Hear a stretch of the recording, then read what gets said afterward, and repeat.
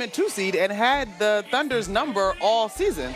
So to me, based on the questions that you had during the Eastern Conference regular season, I think it's the Knicks getting here. Because there was real reason to be concerned that Boston would take them out, that Detroit would take them out. And so to me, it's been the Knicks. Eminem, refresh our memory as you cover the Knicks on a daily basis. Do a great job, by the way. Very proud of you.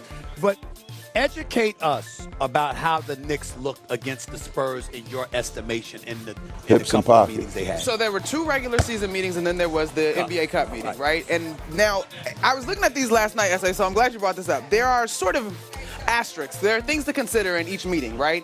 At the Garden, the Spurs were coming off of, I believe it was a 10-game stretch. It was like the end of their road trip. So the Knicks won that game. They played really well.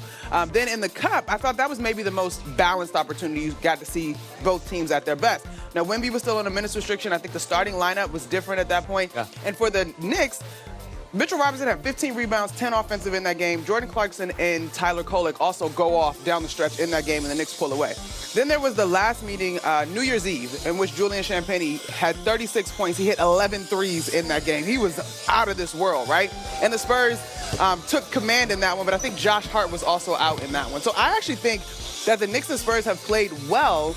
The Mitchell Robinson, Karl-Anthony Towns versus Victor Wembanyama of it all is something to watch because I think Towns has played well versus Victor, and he's a guy that can move him out of the paint if they don't opt to have him guard Josh Hart and be in that roaming position. More surprising run, is it Knicks or Spurs to you, Wilbon? Spurs. The Spurs had to go through the champs. The Knicks didn't have to go through anything like that. I certainly had the Knicks at the beginning of the year getting at least to the conference finals. So did I. There was no question about that. You looked at the West, the reason that the Spurs are so impressive, they had to deal with the Western Conference. You can say certain teams didn't play up to full potential. Denver, maybe one of them.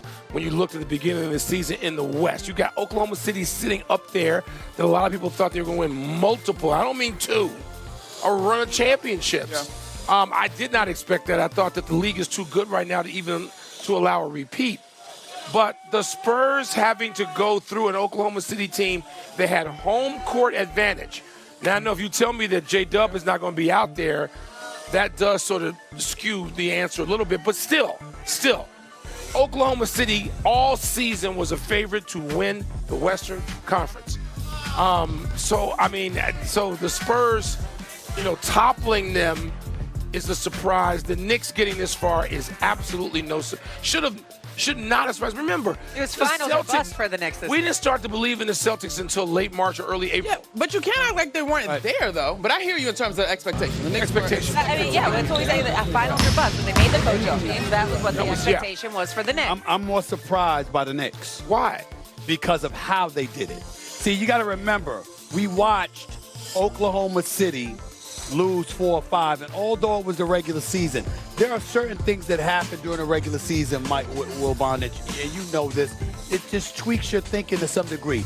Like for me, it was the press conference after they had lost. I think they had lost 3 straight to the Spurs. And you're asking Jalen Williams after, why can't y'all beat this team? And he's sitting there looking at the press, voice was low, and he's like, they've got this guy over there, 7'5". It was like, you could see how perplexed he was. Like, we got to figure this out. We can't figure this out. And we all knew that it was a collision course that was imminent between OKC and San Antonio. I remember when the Lakers went on their torrid run and Luka Doncic averaging 40 and they winning like 15 to 16 and stuff like that. And they still hadn't put a dent in the Spurs because the Spurs won 26 to 28 games in that same span. It was clear that it was OKC and San Antonio, and that's what it was coming down to. With the New York Knicks, yeah, you had them going to the conference finals. I had them going to the finals. But why did I feel that way? Because Tatum had torn his ACL, his Achilles. Damian Lillard had tore his Achilles when he was in Milwaukee with Giannis before he got moved to Portland. Tyrese Halliburton, who had been the Knicks' nemesis in back-to-back years, tore his Achilles in the finals. So I'm like, by default, the New York Knicks should get to the finals. But then when the playoffs arrive, and they're down 2-1 to Atlanta, and I look like I almost had a stroke on the air. And then they go and tee off 11 straight, and they running cats out of the building. Up 47 in the first half in Atlanta. Blew the Sixers out by 30. Took out Cleveland by 37. You're like, damn, okay, this is a little bit different. Mikal Bridges hitting shots. OG Anunoby didn't play a few games. Why? Because, you know, he had messed up his injury. And then all of a sudden you're like this, wait a minute. And then Shannon comes off the bench, and McBride comes off the bench, and Robinson comes off the bench. You're like, wait a minute now, I'm not. And then they look fresh. And then you got Karl Anthony Towns being a facilitator instead of trying to play bully ball down there with a big feet.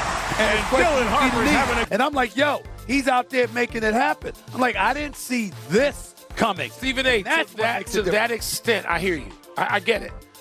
The Knicks, more than one thing can be true.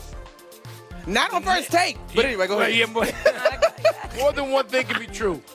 The Knicks have played fabulously. Period. New paragraph. They didn't beat anybody that would impress anybody.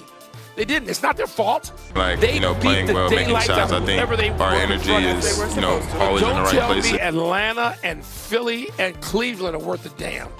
Not relative to OKC confronting the champs, the defending champs, confronting San Antonio. I hear you about that.